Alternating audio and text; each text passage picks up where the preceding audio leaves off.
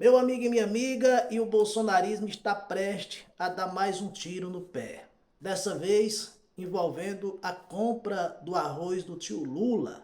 Como os bolsonaristas tiram onda aí nas redes sociais, cadê o arroz do tio Lula? Porque eu estava vendo um vídeo do senador Cleitinho, republicano de Minas Gerais, aonde ele defende convocar o ex-secretário exonerado na questão do leilão do arroz do governo Lula lá no Senado.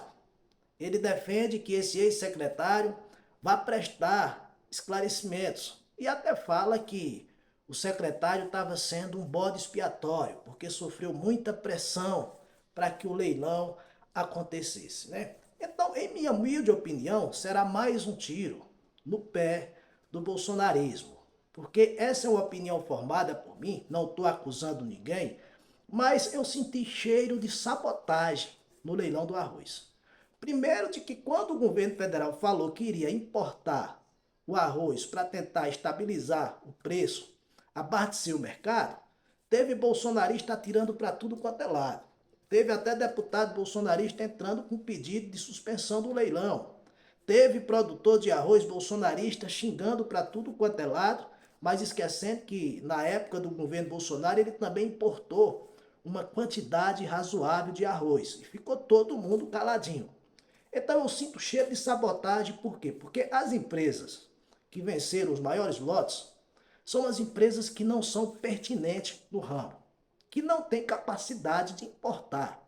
É claro, só não vê quem é cego. Aí você deve dizer, mas por que, que essas empresas participaram? Porque é um leilão eletrônico. É um leilão onde você vai lá, se cadastra, se habilita para ofertar lance, o pregoeiro ou leiloeiro que está lá do outro lado no dia do certame não tem conhecimento quem são essas empresas que estão participando do leilão.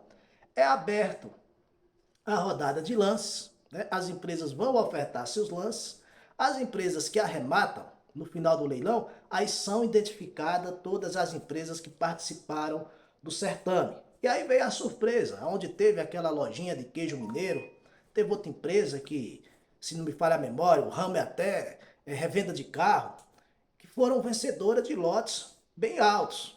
Então o pregoeiro só veio ter esse conhecimento no final do leilão. E por que que não cheira a sabotagem? Seria bom, concordo plenamente com o senador Cleitinho, que esse secretário fosse prestar esclarecimentos em uma comissão lá no Senado, que a Polícia Federal entrasse nesse caso do leilão. Houve corrupção? Não. Houve gastos indevidos? Não.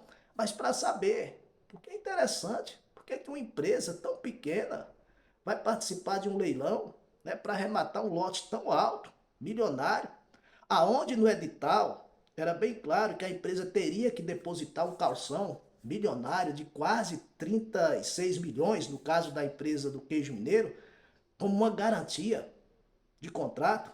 E até onde eu sei, até onde eu pude chegar, aquela empresa ela não tinha o capital social que ela pudesse depositar esse calção, automaticamente ela seria desclassificada, mas bagunçaram o leilão. Então tem cheiro de sabotagem, sim. Talvez através dessa ideia do senador Cleitinho de ouvir o secretário, mais órgãos entrasse no caso do leilão do arroz do tio Lula, poderia descobrir.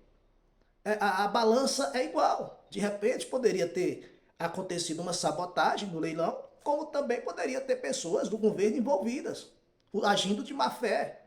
As investigações iriam esclarecer.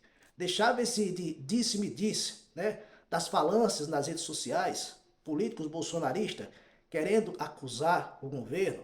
Então seria bem interessante que esse secretário fosse lá, aliás, ex-secretário, fosse lá, esclarecesse, a Polícia Federal entrasse no caso para investigar, porque é muito estranha aquela lojinha, gente.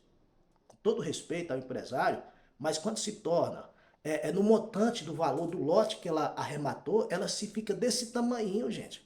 Desse tamanho. E aí eu fico imaginando, será que não foi uma forma de sabotagem?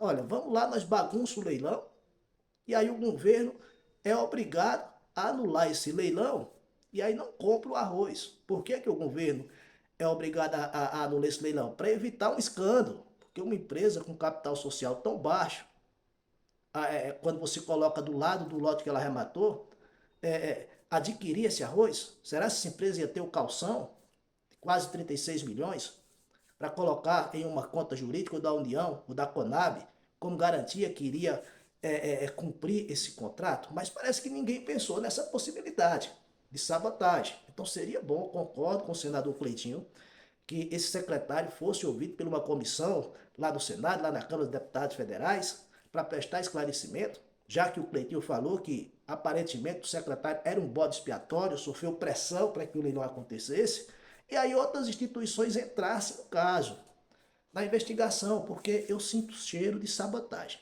Assim também, como é alguém que compõe o governo, possa ter tentado agir de má fé, mas se coloca no lugar dos sócios administradores daquela lojinha de queijo.